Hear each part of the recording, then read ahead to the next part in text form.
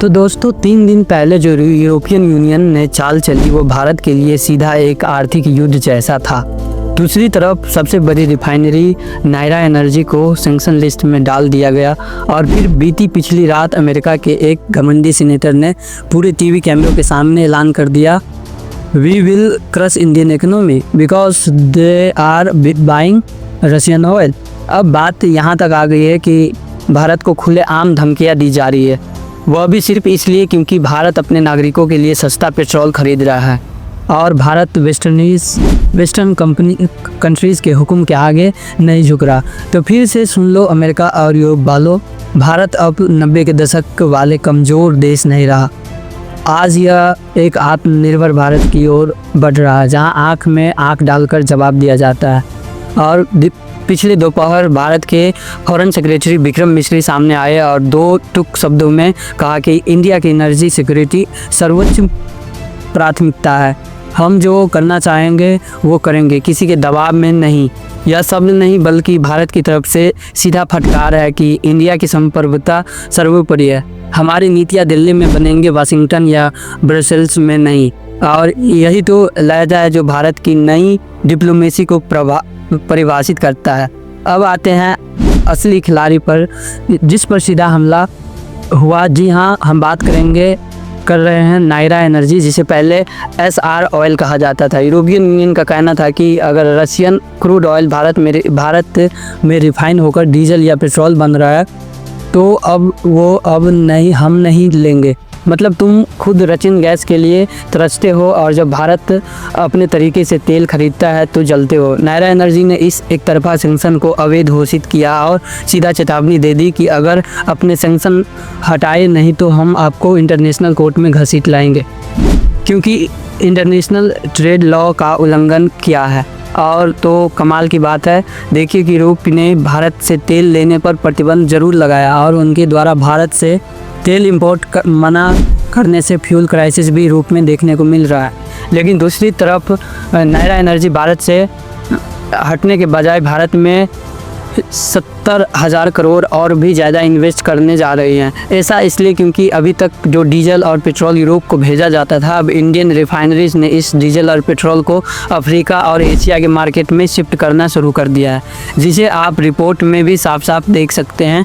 और इस बात से साफ है भारत अब सिर्फ जवाब नहीं देता बल्कि लीगल स्तर पर यूरोप को पछाड़ने के लिए तैयार है। फिलहाल पूरी डेवलपमेंट को इस वीडियो में समझते हैं, लेकिन भारत यूरोपियन यूनियन को मुंहतोड़ जवाब दे रहा है।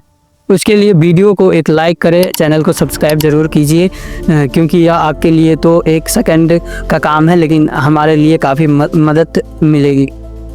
दोस्तों, यूरोपियन यूनियन पिछले 2 सालों में सबसे बड़ा रिफाइंड डीजल इम्पोर्टर बन चुका है और भारत खासकर नायरा एनर्जी उसका सबसे बड़ा सप्लायर है। रूस यूक्रेन युद्ध के बाद यूरोप को जब सप्लाई चेन में दिक्कत आई तो भारत से यूरोप में डीजल का निर्यात पिछले 3 सालों में 5 गुना तक बढ़ चुका है। सिर्फ 2023 में भारत ने यूरोप को करीब 25 मिलियन टन डीजल भेजा, लेकिन अब वही यूरोप कहता है कि हम नहीं लेंगे क्योंकि हम रशियन ऑयल से बना है। क्यों भाई, जब तुम्हें ज़रूरत थी तब भारत अच्छा था, अब जब भारत अपने नियमों पर चल रहा है तो वो खलनायक हो गया। यही है पश्चिमी की डबल स्टैंडर्ड वाली नीति। और इन प्रतिबंधों का असर कल सीधे मैदान में दिखा, जहां बीपी यानी ब्रिटिश पेट्रोलियम का एक टैंकर भारत आया था नायरा एनर्जी से डीजल लोड करने, लेकिन उसने लोडिंग कैंसिल कर दी और खाली लौट गया। यह सिर्फ एक व्यापारिक घटना नहीं थी, यह एक पॉलिटिकल सिग्नल, एक वार्निंग शॉट। और यह दिखाता है कि सिर्फ यूरोप ही नहीं, यूके और पूरा वेस्टर्न अलायंस अब भारत को घेरने की कोशिश कर रहे हैं।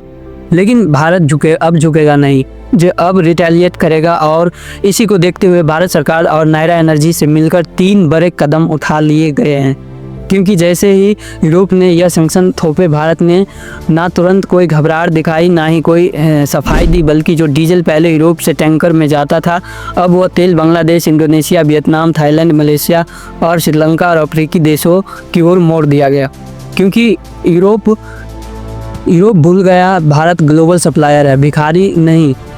तुम अगर नहीं खरीदोगे तो हमें कोई फ़र्क नहीं पड़ता, अफ्रीका और एशिया हमारा स्वागत करेंगे।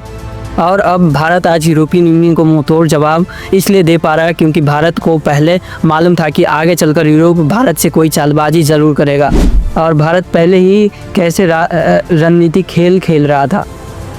इसका अंदाज़ा इस बात से लगाइए कि 2024 में पहले 6 महीनों में ही भारत से अफ्रीका के लिए डीजल शिपमेंट 38% बढ़ा है। इंडोनेशिया, वियतनाम और केन्या जैसे भारत के प्रमुख कस्टमर बन चुके हैं, जहां यह सिर्फ व्यापार नहीं यह रणनीति और तो जहां एक तरफा यूरोप डरा रहा है, वहीं दूसरी तरफ नायरा एनर्जी ने ऐलान कर दिया कि 70,000 करोड़ की इन्वेस्टमेंट हम भारत में ही करेंगे। नई यूनिट्स बनाएंगे, पेट्रोकेमिकल प्लांट लगाएंगे, रिटेल नेटवर्क बनाएंगे और यही है अर्थव्यवस्था की देशभक्ति। जिस समय पश्चिमी देश भारत की रीढ़ तोड़ना चाह रहे हैं, उसी समय भारत ने अपनी हड्डियां और मजबूत करने का ऐलान कर दिया है।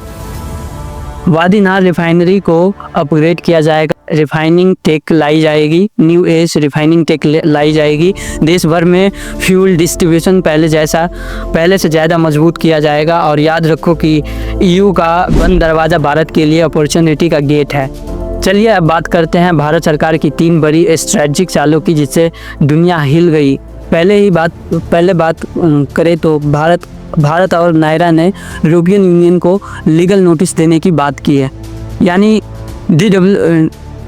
WTO में केस फाइल करने की तैयारी शुरू हो चुकी है, जिसमें यूरो को खुद एहसास होगा कि उसने सिर्फ व्यापार नहीं रोका बल्कि उसने ग्लोबल फ्री ट्रेड के वसूलों को रौंदा है। दूसरी तरफ बात करेंगे, भारत का कहना है कि अगर तुम हमारी स्ट्रेटजिक ऑटोनॉमी पर हमला करोगे तो हम भी अपने फैसले लेने के लिए आज़ाद हैं और इसे तुम नहीं बल्कि हम डिसाइड। और यह संकेत सिर्फ यूरोपियन यूनियन के लिए नहीं था, यूके और अमेरिका के लिए भी था, जो हमेशा पखंडी नैतिकता लेकर आते हैं।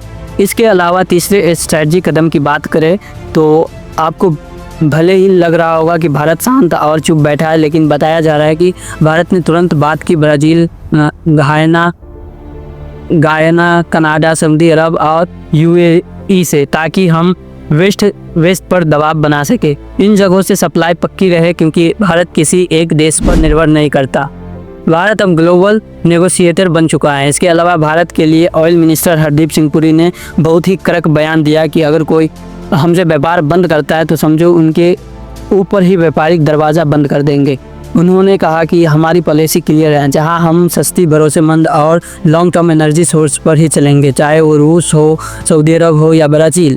और सबसे बड़ी बात कि अगर यूरोपियन यूनियन और यूके सोचते हैं कि हम उन्हें ब्लैकमेल कर सकते हैं तो वह भूल जाए, क्योंकि आज का भारत झुकता नहीं, डिक्टेट करता है।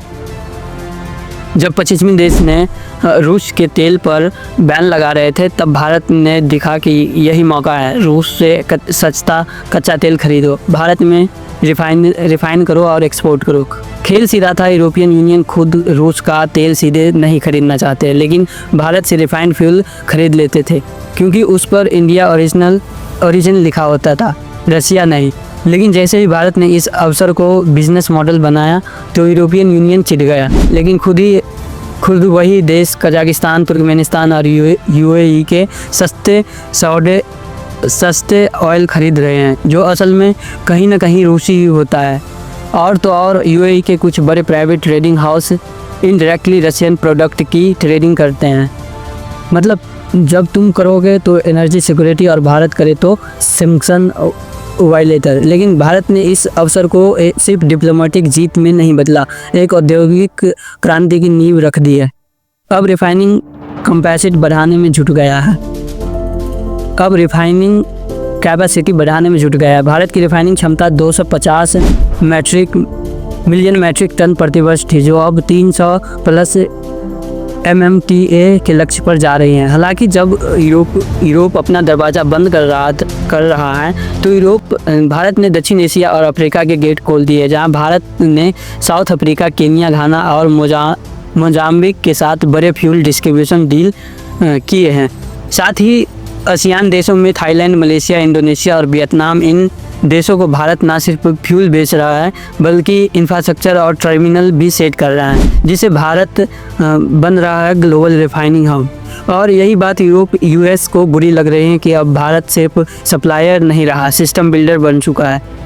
बाकी आपको क्या लगता है कि हमें खुद यूरोप को तेल भेजने के बजाय अफ्रीका और एशियन मार्केट को भेजना चाहिए, या फिर अगर आप यूरोप को रिक्वेस्ट करें तो देना चाहिए? अपनी राय कमेंट में ज़रूर बताएं और इस वीडियो को लाइक करें, अपने मित्रों तक भी इस जानकारी को ज़रूर पहुंचाएं। साथ ही चैनल को सब्सक्राइब करके बेल आइकन को भी ऑल पर ज़रूर सेट करें ताकि और भी नॉलेजेबल वीडियो आपको मिलती रहे। जय श्री राम।